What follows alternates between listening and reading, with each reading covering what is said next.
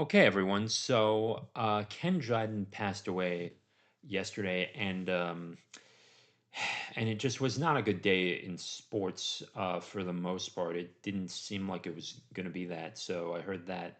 I'm thinking, man, that's horrible. And then Davy Johnson passed, and as you know, I like the Baltimore Orioles a lot. Good news on that front is that the Orioles actually walked off with one of the most incredible wins I've seen in quite some time at Oriole Park, so that was good. Um, so David Johnson got his magical night along with Cal Ripken Jr. But for Ken Dryden, he was perhaps one of the greatest goaltenders of all time, and we didn't even truly get to experience what he could have done with everything of the sort. So let's begin here. He did begin in 1970, 1971, only playing 6 games, and and guess what happens? He wins the Stanley Cup against the Boston Bruins, and and remember, Boston could have been that dynasty. They could have had the dynasty ready to go, and they had Esposito and Bobby Orr in their prime, and they couldn't and the Bruins just couldn't get over the hump with Dryden. So that was something else. It's right there. So, but in '72, the Bruins come back and they win the Stanley Cup. Now, Dryden's goals against average was about 2.24, and that's actually what he finished with in his career. Um, his save percentage the following year was 0.926. His GAA was 2.26 in 72 73. And then the Canadians go on and then they start winning Stanley Cups. So after 1972, he won the Stanley Cup 6 times. He won the Conn Smythe once. He won the Calder once. He was a 6-time All Star, 5-time Vezina, um, and is considered by Hockey Reference to be one of 100 of the greatest players of all time. He had only 8 seasons, and he won 6 Stanley Cups, and he was not going to be there for very long. Apparently, he just was. Many of his teammates thought he was just too smart, or it just wasn't mentally stimulating enough. Now, it's clear he loved the game. You don't get into the Hockey Hall of Fame if you don't love the game, clearly. But I think that I think had he kept going, he would have had to go up against Mike Bossy at one point because the Islanders were brand new when he was coming into the league. He would have had to go up against Bossy at one point in the early '80s, and he might have had to face Gretzky at one point um, in a Stanley Cup final. Potentially, he could have faced him in a Stanley Cup final, but that did not happen.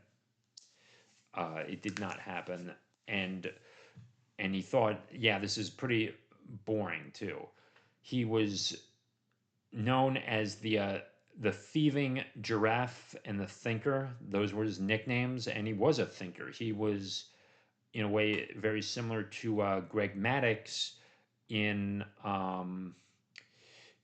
in everything of the sort, except for hockey. You know, he was a very intellectual thinker, and and the only other really people I can even describe that would just be good thinkers are Gary Carter, Greg Maddux, and then Ken Dryden, who are the probably some of the most intellectual athletes of all time. You know, argument, and maybe that's just an opinion, but I have evidence to back that up.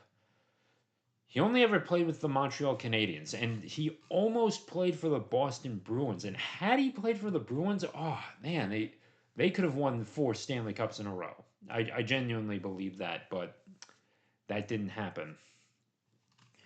Started at age 23, and then by the his age 31 year, he was out.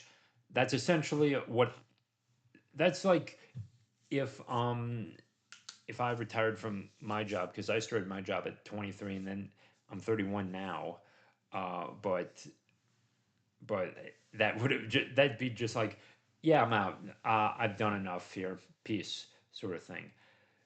Could have just stayed in too.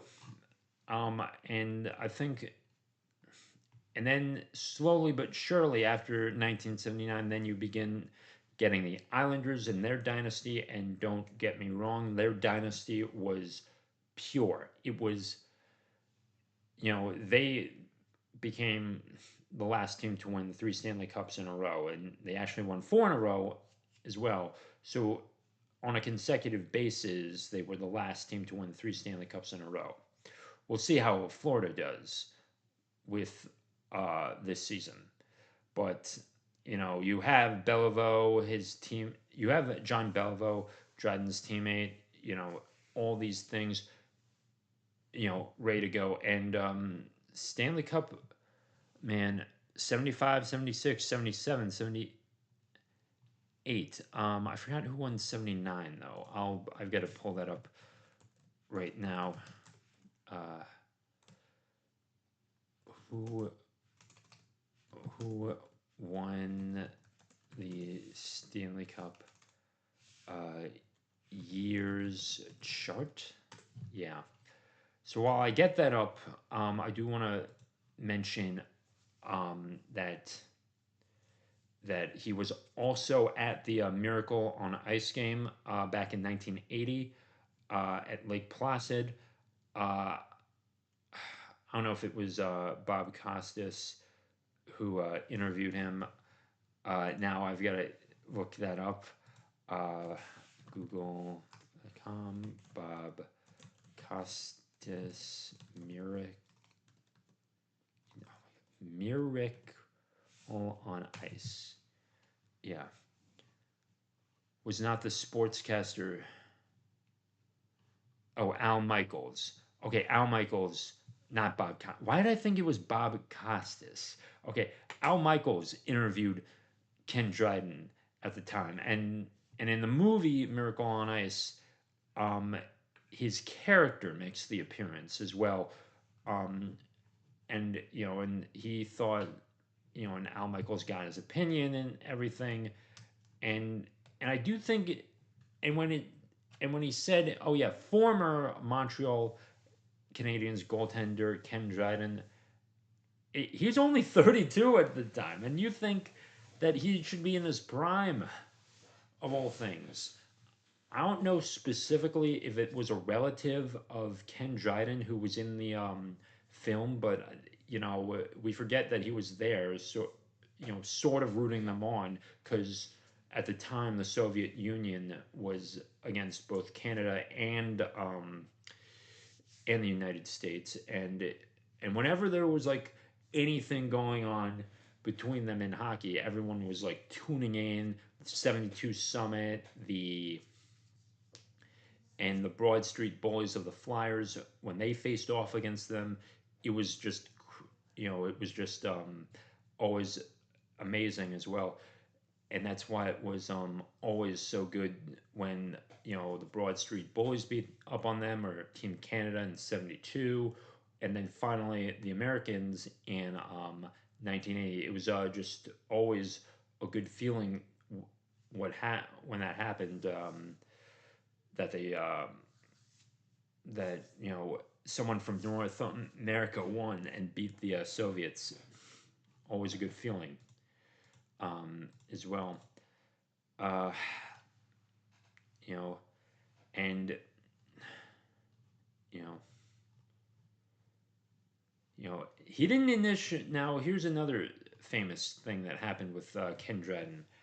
Now, he didn't know that he was initially drafted by the Bruins until he was in the middle of his career. Imagine, imagine playing your entire time with your organization, think that, oh, I was drafted by them, and this is where I'm going to play.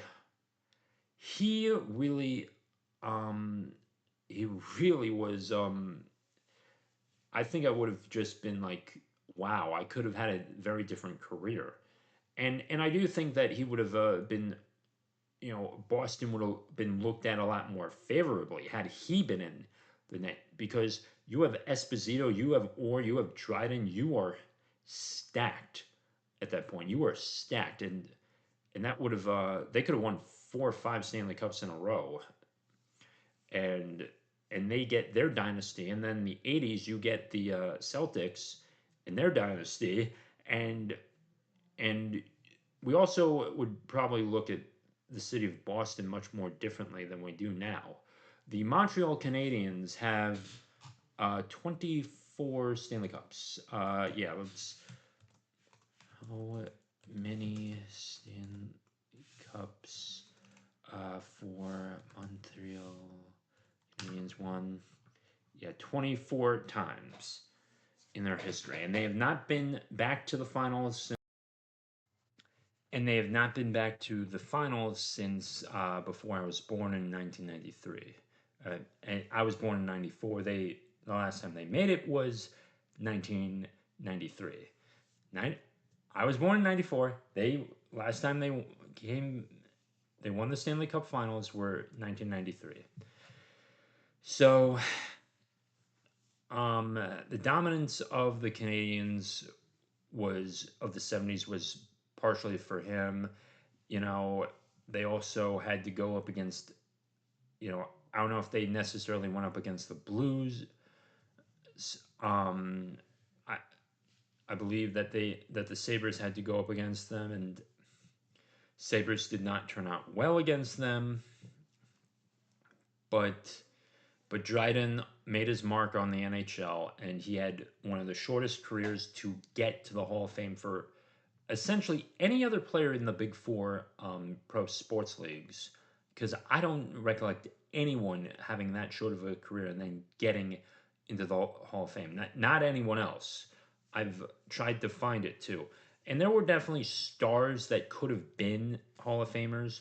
I don't know if Mike Trout, if he were to retire, if he would even get into the Hall of Fame.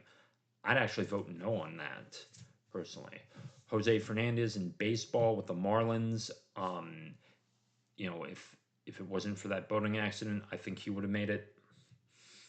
But Dryden lived a mostly full life. 78 years old, died of cancer, and today we honor that. And the Canadians are going to honor him on their opening night. So, thank you for listening. Check out everything in the show notes below, and share this with your friends. And R.I.P. Ken Dryden. Take care, everyone.